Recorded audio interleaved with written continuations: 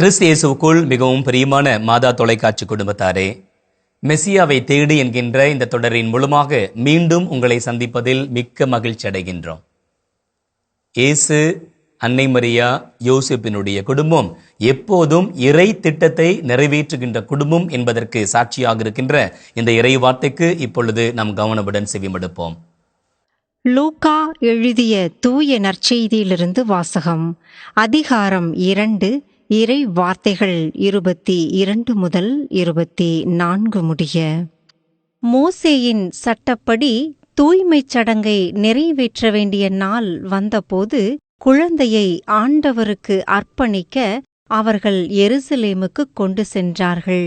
ஏனெனில் ஆண் தலைப்பேறு அனைத்தும் ஆண்டவருக்கு அர்ப்பணிக்கப்படும் என்று அவருடைய திருச்சட்டத்தில் எழுதியுள்ளது.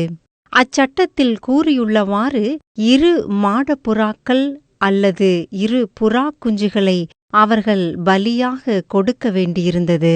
ஆண் தலைப்பேர் அனைத்தும் ஆண்டவருக்கு அர்ப்பணிக்கப்படும் என்று திருச்சட்டத்தில் எழுதியிருக்கிறது. அது கடவுளுக்கு சொந்தம் என்பதனால் கடவுளிடமிருந்து மீட்டுக் கொள்வதற்காக அவர்கள் பலி கொடுக்க வேண்டியதாக இருக்குது. அது மாடப்புறாக்களையோ அல்லது புறா குஞ்சுகளையோ பலியாக கொடுக்குறாங்க. இப்போ இயேசு கொடுத்த பலியில் இயேசுவை தலைப்பேர் என்பதனால் காணிக்க ஒப்புடுவதற்கு பலி ஒப்பு கொடுக்கிறார்கள். அது ரொம்ப முக்கியமான ஒரு கருத்து. ஃபுல்டன் ஜெஷின் ஆண்டகை அழகாய் சொல்லுவார்கள். ஒரு நார்மலாக வசதியுள்ள ஒரு குடும்பத்தை அவங்க பலி கொடுக்கறதுனாக்க ஒரு காளை மாட்டையோ அல்லது ஒரு வெள்ளாட்டுக்கிடையோ பலியாக கொடுக்கலாம், கொடுத்து தலையீற்றை பெற்றுக்கொள்ளலாம். ஆனால் இங்கே அன்னை மரியாளும் யோசேப்பும் 2 மாடப்புறாக்களையும் புறா குஞ்சுகளையும் பலியாக கொடுக்குறாங்க. அது ஏழைகளின் காணிக்கை, எளியவரின் காணிக்கை, ஒன்றும் இல்லாதவருடைய காணிக்கை. அப்படி பார்க்கும் பொழுது சட்டத்தை நிறைவு செய்கிறவராக இயேசு இருக்கிறார். முதல் செய்தி. இரண்டாவதாக, சட்டத்தின் முன்பாக வறுமையில் பிறந்த ஒரு இயேசுவை அவர்கள் ஏற்றுக்கொள்கிறார்கள். ஒவ்வொரு யூத குடும்பமும் குழந்தை பிறப்புக்கு பிற்பாடு செய்ய வேண்டிய சுத்திகரிப்பு சடங்குகளை நிறைவாக செய்வார்கள். ஒன்று, குழந்தைக்கு விருத்து சேதனம் செய்வது. இது குழந்தை பிறந்த 8வது நாளிலே செய்வார்கள். இது முதல் காரியம். இரண்டாவது, 40வது நாளிலே இந்த தாய் முழுமையாக சுத்திகரிப்பு செய்வதற்காக ஆலயத்திலே அர்ப்பணிப்பார்கள். மூன்றாவதாக, திருவழிபாட்டு முறையிலே குழந்தையை ஆலயத்திலே ஆண்டவருக்கு காணிக்கையாக ஒப்புக் கொடுப்பார்கள். இந்த 3 காரியங்களையும் தவறாது செய்வார்கள். அதைத்தான் இந்த திருக்குடும்பம் இங்கே செய்கின்றது. பிறப்பு அறிவிப்பின் பொழுது அவருக்கு இயேசு என்று பெயரிடுவீர் என்று ஒரு முன்னுரை வாக்கு கொடுக்கப்பட்டது. அந்த இறை வாக்கு ஈடேறும் ஒரு இனிய நாளாக இந்த நாள் மாறுகிறது. விருத்த சேதனம் செய்ய வேண்டிய 8ஆம் நாள் வந்தபோது அவர் இயேசு என்று பெயரிடுகிறார்கள், இயேசு என்று பெயர் சூட்டுகிறார்கள் அந்த குழந்தைக்கு. அப்ப இவர் வாக்குறுதியின் புதல்வனாக, ஆறுதலின் புதல்வனாக, இறை வாக்கு நிறைவேற்றுதலின் புதல்வனாக இங்கே இயேசு வெளிப்படுத்தப்படுகிறார். நம்முடைய வாழ்வும் நம்முடைய விசுவாச வெளிப்பாடும் ஒன்றாக போக வேண்டும். அதற்கான வாய்ப்பு தான் இது. ஒன்று. இரண்டாவது, நம்முடைய வாழ்வு ஆண்டவருக்கென்று அர்ப்பணிக்கப்பட்ட வாழ்வு. ஒவ்வொரு குழந்தையுமே இறைவனுக்கு சொந்தம். குருவாக வேண்டும், அருட்சகோதரியாக வேண்டும் என்பது மட்டுமே அதனுடைய வெளிப்பாடு கிடையாது. ஒவ்வொருவருமே தங்களுடைய வாழ்வாழ் செயலால் இறைவனுடைய விருப்பத்தை நிறைவேற்றுகின்றவர்களாக, இறைவனுடைய திட்டத்தை நிறைவேற்றுகின்றவர்களாக இருக்க வேண்டும். அதுதான் இறைவன் நமக்காக வைத்திருக்கின்ற திட்டம். இதை பெற்றோர்கள் குழந்தைகள் உணர்கின்ற விதத்திலே வழிகாட்டுபவர்களாக இருக்க வேண்டும். இந்த அர்ப்பண வாழ்வு வாழ்கிறவர்கள் தாங்கள் இறைவனுக்கு ஒப்புக்கொள்ளப்பட்டார்கள் என்பதை உணர்ந்து வாழ இந்த நிகழ்வு நமக்கு அழைப்பு விடுக்கிறது. நாம் எதை நம்ம கடவுளிலிருந்து பெற்றுக்கொள்ளல, நம்ம இதை நன்றி சொல்லாமல் இருக்கிறதுக்கு எல்லாவற்றையும் அவருடைய கரங்களிலிருந்து பெற்றுக்கொண்டோம்.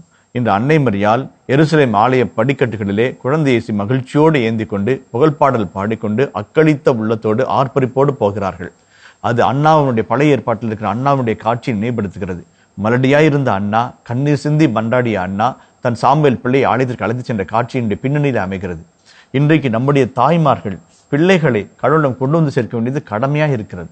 நம்ம பிள்ளைங்களுக்கு கராத்தே கற்றுக் கொடுக்குறோம், மியூசிக் கற்றுக் கொடுக்குறோம், நீச்சல் கற்றுக் கொடுக்குறோம், ஸ்விம்மிங் கற்றுக் கொடுக்குறோம், என்னென்னமோ கற்றுக் கொடுக்குறோம். நம்ம பிள்ளைங்களுக்கு ஜெபிக்கவும் கடவுளோட உடலோடு ஒன்றித்து வாழவும் கற்றுக் கொடுக்குறோமா? அது ரொம்ப ரொம்ப முக்கியமான ஒரு காரியம். கடவுளின் கொடையாக கொண்டாட வேண்டும். அப்படி கொண்டாடுகின்றீர்கள் என்றால் உங்களுடைய நேரத்தை செலவிட வேண்டும். உங்களுடைய பிள்ளைகளுக்கு நீங்கள் துணிமணி வாங்கி கொடுத்தா பத்தாது, பொருட்கள் வாங்கி கொடுத்தா பத்தாது, டெக்னோ ஸ்கூலில் போட்டால் பத்தாது. பாசத்தை கொடுக்க வேண்டும், விசுவாசத்தை கொடுக்க வேண்டும். அது எப்போது சாத்தியமாகும்? உங்களுடைய உடனிருப்பின் மூலமாக மட்டும்தான். எந்த பெற்றோர்கள் தங்களுடைய பிள்ளைகளை கரம் பிடித்து ஆலயத்திற்கு அழைத்து செல்கின்றார்களோ, தங்களுடைய அருகாமையில் வைத்து பிள்ளைகளுக்கு மண்டியிடச் சொல்லி கரங்கூப்பச் சொல்லி வாய் ததும்ப ஜெபத்தை கற்றுத்தருகின்றார்களோ அவர்களே நல்ல பெற்றோர்களாக இருக்க முடியும். நல்ல பெற்றோர்கள். ஆண்டவருக்கு உங்களுடைய பிள்ளைகளை நீங்கள் அர்ப்பணித்தால் ஒழிய நீங்கள் சந்தோஷமாக இருக்க முடியாது. உங்க பிள்ளைங்களுக்கு கல்வி கொடுப்பதாலோ பொருளை கொடுப்பதாலோ மட்டுமே பிள்ளையை நீங்கள் உருவாக்குவது கிடையாது. மாறாக விசுவாசத்தை ஊட்டி வளர்ப்பதால் மட்டுமே ஆண்டுடைய பிள்ளைகளாக நீங்கள் உங்களுடைய பிள்ளைகளை வளர்க்க முடியும். இன்னும் சில பெற்றோர்கள் இருப்பாங்க, தங்கள் குழந்தைகள் பிறந்த பிற்பாடு ஞானஸ்நானம் கொடுப்பதற்கு ரொம்ப நாள் தள்ளி போடுறது. அது ஆண்டவருக்கு சொந்தம். 8ஆம் நாள், 40ஆம் நாள், 3 மாதம் என்று யூத திருச்சட்டம் அவ்வளவு வரையறை கொடுத்து வைத்திருக்கு. எதற்காகனா, கடவுளுக்கு ஒப்பு கொடுத்து விடு, அவர் பொறுப்பேற்றுக் கொள்வார். அவருடைய பிள்ளை அது வளரணும். ஆண்டுடைய அருள் இல்லை, ஆண்டுடைய கிருபையில வளரணும். சில பேர் நான் கேள்விப்பட்டிருக்கேன், ஒரு சில படித்தவர்கள் சில சமயத்தில் கொஞ்சம் முற்போக்கு சிந்தனைக்காரன் தங்களை காட்டிக்கிறவங்க என்ன பண்றாங்க, குழந்தை வளர்ந்து அதான் அவருடைய இஷ்டம் போல மதத்தை தேர்ந்தெடுத்துக்கிட்டுமே, நாம ஏன் அது மேலே திணிக்கணும் என்று சொல்வார்கள். அப்படி பார்த்தா நம்மளுக்கு சோறு ஊட்டுறது, பால் ஊட்டுறதெல்லாம் செலக்ட் பண்ணி நம்ம கொடுக்குறோம் இல்லைங்களா? அந்த ஒரு ஆன்மீக அக்கறையை நாம் நேரம் கடத்தி செய்யக்கூடாது. செய்வோம், ஆனால் நேரம் கடத்தி செய்யக்கூடாது. உடனடியாக செய்ய வேண்டிய செயற்பாடுகளை உடனடியாக நிகழ்த்தி காட்ட வேண்டும். பெற்றோர்களின் நிலையிலே உங்களுக்குரிய கடமையை தயவு செய்து இன்றே நீங்கள் ஆரம்பியுங்கள். உங்கள் அருகாமையில் அமர வைத்து குடும்ப ஜெபமாலை ஜெபியுங்கள். உங்களுடைய பிள்ளைகள் இறைவார்த்தையை வாசிப்பதில் இருக்கின்ற மகிழ்ச்சியை அனுபவிக்க அவர்களுக்கு வாய்ப்பு கொடுங்கள். ஆலயத்திற்கு செல்லும் போது உடன் அழைத்து செல்லுங்கள். ஜெப வழிபாட்டிற்கு செல்லுகின்ற பொழுது உங்களுடைய பிள்ளைகளை உடன் அழைத்து செல்லுங்கள். வாய்ப்பு கிடைக்கின்ற பொழுதெல்லாம் இறை அனுபவத்தை பெற்றுக்கொள்ளக்கூடிய சூழலை உங்களுடைய பிள்ளைகளுக்கு கொடுங்கள். அதன் மூலமாக உங்களுடைய பிள்ளைகள் உங்களுக்கு மட்டுமல்ல ஆண்டவருக்கும் சொந்தம் என்பதை உங்களுடைய பிள்ளைகளும் உணரச் செய்யுங்கள். அனுபவிக்கின்ற வாய்ப்பை அவர்களுக்காக உருவாக்கி கொடுங்கள். உங்களை நம்பிதான் ஆண்டவர் குழந்தைகளை உங்களிடத்தில் ஒப்படைத்திருக்கின்றார். ஆண்டுடைய உடன் உழைப்பாளர்களாக ஆசீர்வாதத்தை பெற்றுக் கொள்ளுங்கள். அதற்கான அருளை இப்பொழுது நம் அனைவருமாய் இணைந்து வேண்டுவோம். எங்களை அன்பாய் நேசிக்கிற நல்ல ஆண்டவரே, நன்றியோடு துதிக்கிறோம் சாமி. எங்களுக்கு கொடுக்கப்பட்ட அழைத்ததுக்காக நன்றி கூறுகிறோம் சாமி. கணவனாக, மனைவியாக, தாயாக, தந்தையாக எங்களை அழைத்திருக்கிறீரே, அதற்காக உமக்கு நன்றி கூறுகிறோம் சாமி. எங்கள் கடமைகளை ஒருபோதும் தயங்காது செய்யும் துணிவுள்ள மனதை எங்களுக்கு தருவீராக. ஆண்டவரே, எங்கள் பிள்ளைகளுக்கு ஞான ஒழுக்கத்தை கற்றுத்தரவும், பக்தி ஒழுக்கத்தில் சிறந்து விளங்க செய்யவும், விசுவாசத்தை ஊட்டி வளர்க்கும் எங்களுக்கு பொறுப்புணர்வை தருவீராக. ஆண்டவரே, பல சமயங்களில் எங்கள் பிள்ளைகள் கல்வியிலும் கேள்வியிலும் சிறந்து விளங்கினால் போதும் என்று நினைக்கிறோம். ஒழுக்கத்திலும் பக்தியிலும் சிறந்து நிற்கிறதில் நாங்கள் தயக்கம் காட்டுகிறோம். ஆண்டவரே, ஆன்மீக அக்கறையே உண்மையான அக்கறை என்பதை நாங்கள் உணர்ந்து கொள்ள எங்களுக்கு அருள்வீராக. எல்லாவற்றுக்கும் மேலாய் எங்கள் பிள்ளைகளோடு நேரத்தை செலவிடவும், அவர்களுக்கு தேவையான தகுந்த பாதுகாப்பை உருவாக்கி தரவும், அவர்களுடைய அன்பு கலந்த சூழலிலும் அன்பின் கலாச்சாரத்திலும் வளர்த்தெடுக்கும் எங்களுக்கு பலம் தருவீராக. ஆண்டவரே, எல்லாவற்றுக்கும் மேலாய் எங்கள் பிள்ளைகள் வல்லவர்களாய் இருப்பதை விட நல்லவர்களாய் இருப்பது முக்கியம் என்பதை நாங்கள் உணர்ந்து எங்கள் பிள்ளைகளை வளர்க்க எங்களுக்கு அருள் தருவீராக. ஆண்டவரே, எங்கள் குடும்பத்தின் ஒவ்வொரு பிள்ளையும் பாத்திர போடுக்கிறோம் சாமி. குழந்தை பேற்றுக்காக காத்திருக்கிற இளம் தாய்மார்களையும் பாத்திர போடுக்கிறோம் சாமி. ஆசீர்வதிப்பீராக. உடைய கிருபையினாலே நிறைவான மக்கள் செலுத்திரல் பெற்று மகிழ்வார்களாக. நன்றி சொல்லும் நாட்களை அவர்களுக்கு கட்டளையிடுவீராக. என்றும் வாழும் இயேசு வழியாகவே உம்மை மன்றாடுகிறோம். ஆமேன். அன்புக்குரியவர்களே, மீண்டும் மெசியாவை தேடி என்கின்ற இந்த நிகழ்வின் மூலமாக உங்களை சந்திக்கின்ற வரை அன்போடு உங்களிடமிருந்து விடைபெறுகின்றோம். இயேசுவுக்கே புகழ், இயேசுவுக்கே நன்றி.